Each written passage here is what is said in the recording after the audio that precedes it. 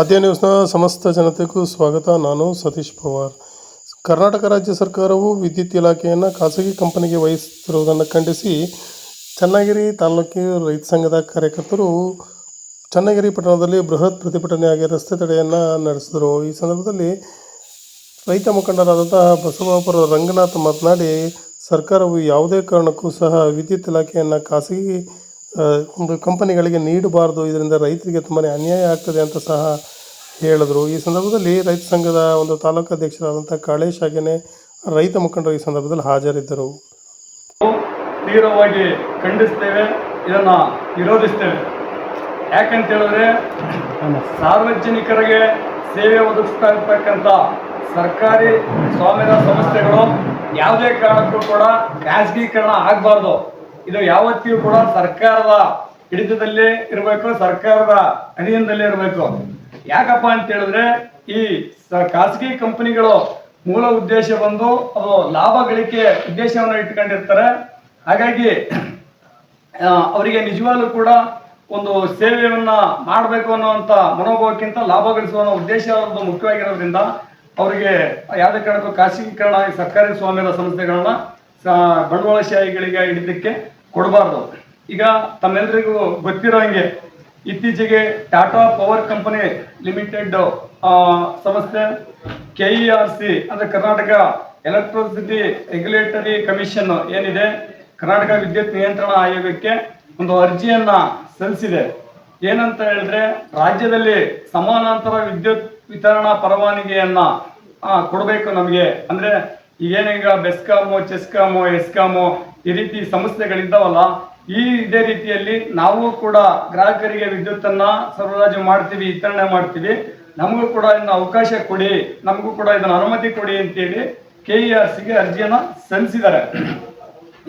ಇದನ್ನ ಯಾವುದೇ ಕಾರಣಕ್ಕೂ ಕೂಡ KERC ಪುರಸ್ಕರಿಸಬಾರ್ದು, ಈ ಅರ್ಜಿಯನ್ನ ತಿರಸ್ಕರಿಸಬೇಕಂತೇಳಿ ಅವು ಕರ್ನಾಟಕ ರಾಜ್ಯ ರೈತ ಸಂಘ ಹಾಗೂ ಎಲ್ಲ ಜನಪರ ಸಂಘಟನೆಗಳ ವತಿಯಿಂದ ಇದನ್ನ ನಾವು ವಿರೋಧಿಸ್ತೇವೆ, ಇದನ್ನ ತಿರಸ್ಕರಿಸಬೇಕಂತ ನಾವು ಆಗ್ರಹಿಸ್ತೇವೆ.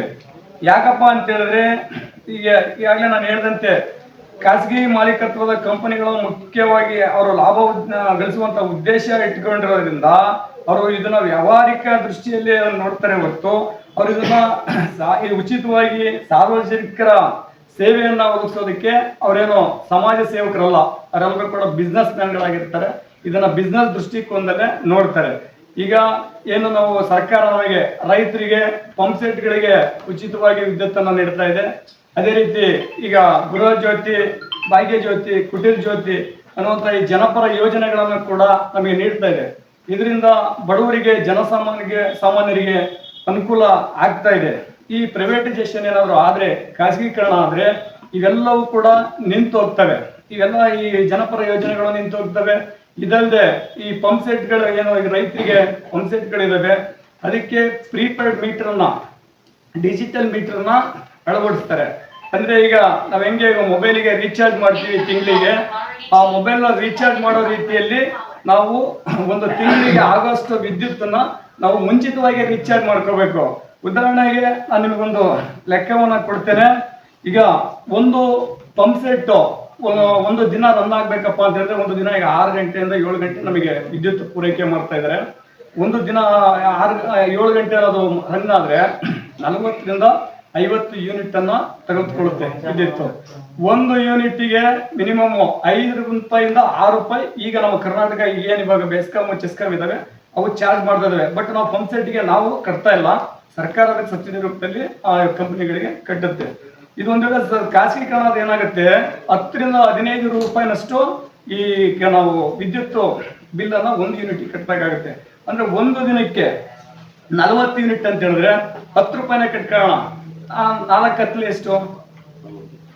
4 ಕತ್ತಲೆ 400 ರೂಪಾಯಿ.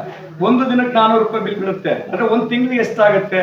400 × 30, 4×12, 12,000 ರೂಪಾಯಿ ಒಂದು ಮೋಟ್ರಿಗೆ ಒಬ್ಬ ರೈತ 12,000 ರೂಪಾಯಿ ಬಿಲ್ ಅನ್ನ ಕಟ್ಟಬೇಕಾಗತ್ತೆ.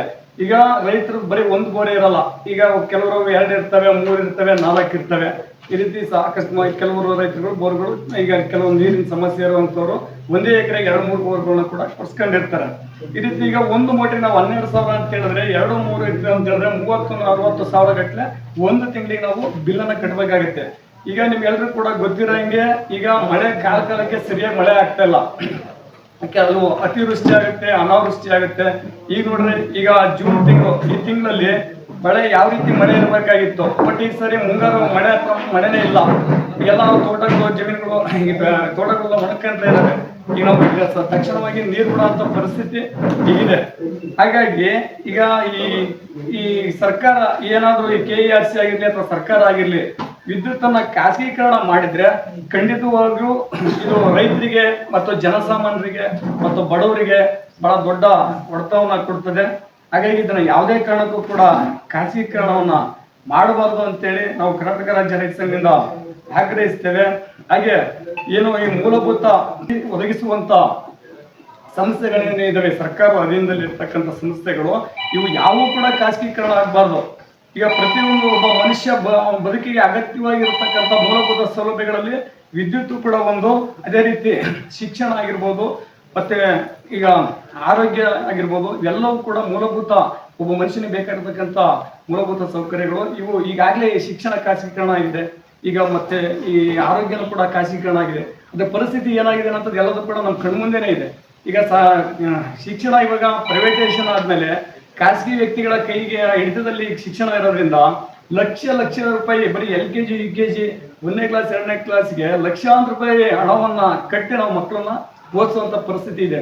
ಈಗ ಬಡವರೊಬ್ಬೊಬ್ಬರು ಕೂಲಿ ಕಾರ್ಮಿಕರ ಮಕ್ಕಳು ಹೆಂಗೆ ಪ್ರೈವೇಟ್ ಶಾಲೆಗಳಿಗೂ ಮಕ್ಕಳನ್ನ ಸೇರಿಸಬೇಕಾಗುತ್ತೆ, ಅಷ್ಟೊಂದು ಕೊಟ್ಟು ಈಗಾಗಲೇ ಸರ್ಕಾರಿ ಶಾಲೆಗಳು ಮುಚ್ಚುತ್ತಾ ಇದ್ದಾವೆ. ಇದೆಲ್ಲ ಕೂಡ ಪ್ರತಿದಿನ ನೀವು ಮಾಧ್ಯಮದಲ್ಲೂ ಕೂಡ ವರದಿ ಮಾಡ್ತಾ ಇದ್ದೀರಿ. ಒಂದು 5 ಜನ ಮಕ್ಕಳು, 10 ಜನ ಮಕ್ಕಳು ಈ ರೀತಿ ಒಂದೊಂದು ಹಳ್ಳಿಗಳಲ್ಲಿ ಈ ಶಾಲೆಗಳಲ್ಲಿ ಇದ್ದಾರೆ. ಇನ್ನೊಂದು 2-3 ವರ್ಷ ಹೋದರೆ ಆ ಶಾಲೆಗಳು ಕೂಡ ಕಂಪ್ಲೀಟ್ ಮುಚ್ಚೋಗ್ತಾರೆ. ಅದೇ ರೀತಿ ಆರೋಗ್ಯದ ವಿಚಾರಕ್ಕೆ ಬಂದ್ರೆ, ಈಗ ಗೌರ್ಮೆಂಟ್ ಆಸ್ಪತ್ರೆಗಳಲ್ಲಿ ಕೆಲವೊಂದು ಸೌಲಭ್ಯಗಳು ಇಲ್ಲ ಅಂತೇಳಿ ಪ್ರೈವೇಟ್ ಆಸ್ಪತ್ರೆಗಳಿಗೆ ನಾವು ಹೋಗ್ತೀವಿ, ಅಲ್ಲಿ ಲಕ್ಷಾಂತರ ರೂಪಾಯಿ ಹಣವನ್ನು ನಾವು ಅಲ್ಲಿ ನಮ್ಮಿಂದ ಸುಲಿಗೆ ಮಾಡ್ತಾರೆ. ಈ ಬಡವರೊಬ್ಬರು ಕೂಲಿ ಕಾರ್ಮಿಕರೆಲ್ಲ ಲಕ್ಷಾಂತರ ರೂಪಾಯಿ ಹಣ ಕೊಟ್ಟು ನಾವಲ್ಲಿ ಆರೋಗ್ಯ ಈಗ ಅಲ್ಲಿ ಚಿಕಿತ್ಸೆನ ನಾವು ಪಡ್ಕೊಳ್ಳಿಕ್ಕೆ ಸಾಧ್ಯ ಇದೆಯಾ? ಇದೆಲ್ಲ ಈಗ ಆಗಿದ್ದೆ, ಇದೆಲ್ಲ ಖಾಸಗೀಕರಣ ಆಗಿದ್ರಿಂದನೇ ಇವತ್ತು ಜನರಿಗೆ ಇದೆಲ್ಲ ಕೂಡ ಹೊಡೆತ ಬಿದ್ದಿರ್ತಕ್ಕಂಥದ್ದು.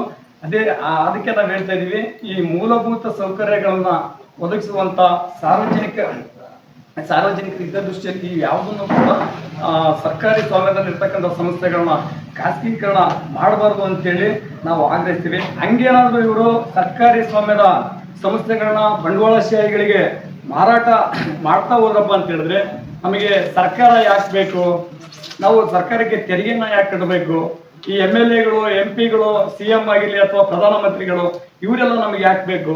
ಇವರು ಕಂಪ್ಲೀಟ್ ಇವರು ಎಲ್ಲ ಸಂಸ್ಥೆಗಳನ್ನ, ಈ ಇಲಾಖೆಗಳನ್ನ ಮಾರಾಟ ಮಾಡಿ ರಾಜೀನಾಮೆ ಕೊಟ್ಟು ಸರ್ಕಾರವನ್ನು ಕೂಡ ವಿಸರ್ಜನೆ ಮಾಡಿ ಮನೆಗೆ ಹೋಗಿ ಮಲ್ಕೊಂಡ್ಬಿಡ್ಲಿ. ಈ ಬಂಡವಾಳಶಾಹಿಗಳು ಇವರೇ ನಮ್ಮ ದೇಶನ, ನಮ್ಮನ್ನ ಇವರು ಆಳ್ವಿಕೆ ಮಾಡ್ತಾರೆ. ಖಂಡಿತ ಇವರಿಗೆ ರಾಜಕಾರಣಿಗಳಿಗಾಗಿರ್ಲಿ, ಈ ಸರ್ಕಾರಕ್ಕಾಗಿರ್ಲಿ, ಜನಪ್ರತಿನಿಧಿಗಳಿಗಾಗ್ಲಿ ನಿಜವಾಗ್ಲೂ ಮಾನ ಮರ್ಯಾದೆ ನಾಚಿಕೆ ಅನ್ನುವಂಥದ್ದು ಏನಾದ್ರು ಇದ್ರೆ ಈ ಸರ್ಕಾರಿ ಸ್ವಾಮ್ಯದ ಸಂಸ್ಥೆಗಳೇನಿದ್ದಾವೆ ಇವನ್ನ ಯಾವುದೇ ಕಾರಣಕ್ಕೂ ಖಾಸಗೀಕರಣ ಮಾಡಬಾರ್ದು. ತಕ್ಷಣವಾಗಿ ಈ ಖಾಸಗೀಕರಣ ನಿಲ್ಲಿಸಬೇಕು ಅಂತೇಳಿ ನಾವು ಈ ಮೂಲಕವಾಗಿ ಆಗ್ರಹಿಸ್ತೇವೆ. ಹಂಗೂ ಒಂದು ವೇಳೆ ಈ ಸರ್ಕಾರ ಈ ಖಾಸಗಿ ಬಂಡವಾಳಶಾಹಿಗಳೊಂದಿಗೆ ಏನಾದ್ರು ಕೈ ಜೋಡಿಸಿ ಈ ವಿದ್ಯುತ್ ಸೇರಿದಂತೆ ಸಾರ್ವಜನಿಕ ಸಂಸ್ಥೆಗಳನ್ನ ಖಾಸಗೀಕರಣ ಮಾಡಲಿಕ್ಕೆ ಏನಾದ್ರು ಮುಂದಾದ್ರೆ ಮುಂದಿನ ದಿನಗಳಲ್ಲಿ ಈ ರಾಜ್ಯಾದ್ಯಂತ ಜನರು ದಂಗೆ ಏಳಬೇಕಾಗ್ತದೆ. ಎಲ್ಲರೂ ಕೂಡ ಸರ್ಕಾರದ ವಿರುದ್ಧವಾಗಿ ಬೀದಿಗೆ ಇಳಿದು ಉಗ್ರವಾಗಿ ಹೋರಾಟವನ್ನ ನಡೆಸ್ತೇವೆ ಅಂತೇಳಿ ರೈತ ಸಂಘದಿಂದ ನಾವು ಈ ಮೂಲಕ ಅವರಿಗೆ ಎಚ್ಚರಿಕೆಯನ್ನು ಕೊಡ್ತೀವಿ.